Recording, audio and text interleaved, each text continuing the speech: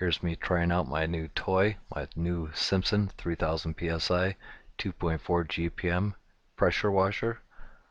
I just got it from Home Depot about a week ago. Thought I'd try it out on the driveway. Does pretty good.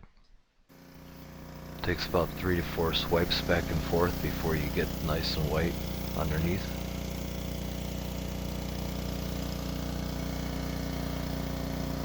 I got an extended attachment on there because the one that came with it was a little short.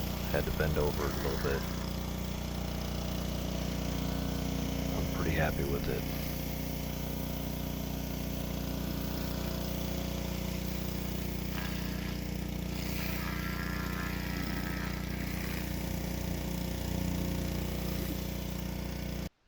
Here's some pictures of the after. Ground's still a little wet, but it's drying. Looks good. All in all, I'm pretty happy for the price.